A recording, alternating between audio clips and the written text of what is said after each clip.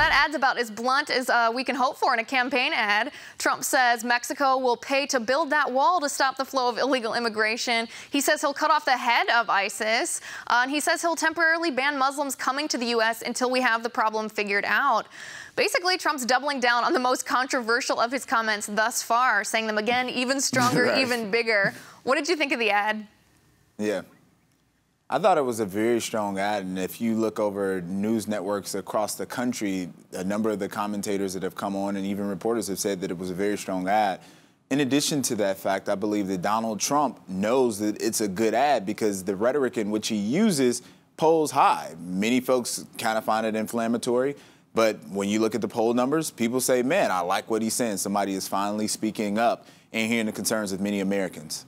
Right, it's not anything new he's saying. Everything in that ad is from commentary that he's tested out, if you will, before along his campaign. Now let's talk some of the specifics of the ad itself. The images in the ad of people running across the border, those are not in fact from the U.S. border. That's from the border in Morocco. Trump's campaign says they are well aware of that fact, but that they use these images intentionally to make a point. Is that relevant at all that it's not the U.S.?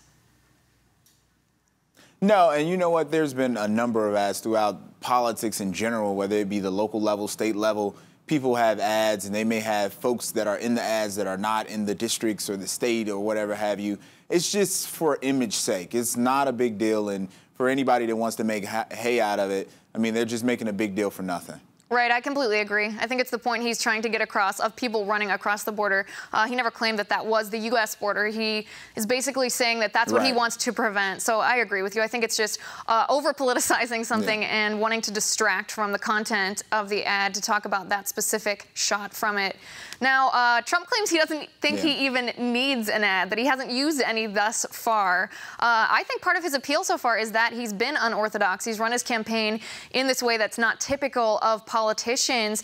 Will TV ads, in your opinion, make him seem more like a real politician rather than an outsider?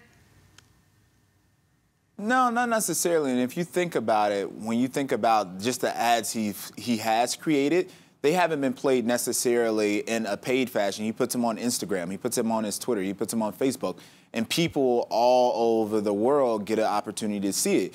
And like this particular ad you're talking about, you're playing an ad and you're actually playing it for free. And there's a lot of other news networks that have played the ads for free as well. So at the end of the day, no matter what Trump does, the media is going to cover it and they're going to continue to cover it. So does he necessarily need an ad to appeal to folks or make him look more like a politician? No, because he's not really a politician, because politicians don't do and say the things that he said. Yeah, that's a good point, that he's used video advertisements already, just not in the paid sense, because they've gone viral on their own, and that's the best form of advertising you can ask for, regardless of what industry you're in, whether you're a politician or not.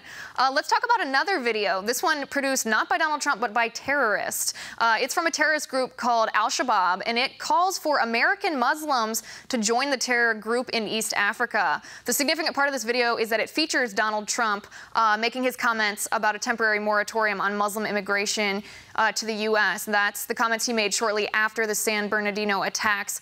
What do you think of the fact that the terrorists are using Donald Trump in their recruitment video?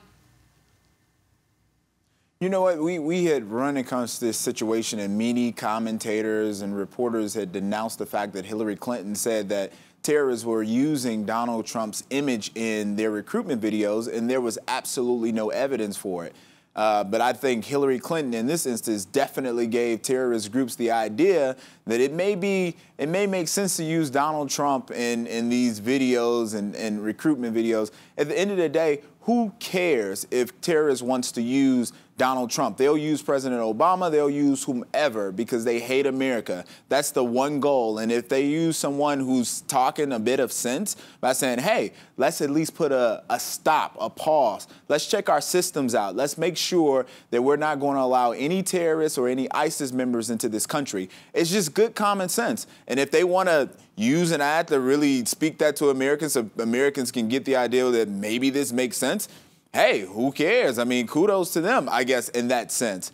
But it's just an interesting dynamic, and it just It's just really interesting at this point. They don't hate us because of what we say or because of what we do. They don't hate Donald Trump because he called for a moratorium on Muslim immigration. They don't hate him for what he says on the campaign trail. They hate us because of who we are, because we're Americans, because we're not... Our values. Right, because of our values, because of the principles on which our country was founded, by the values that we live our day-to-day lives by. They don't hate us because of what our politicians say on a campaign trail. I think you make a really good point that Hillary probably gave them the idea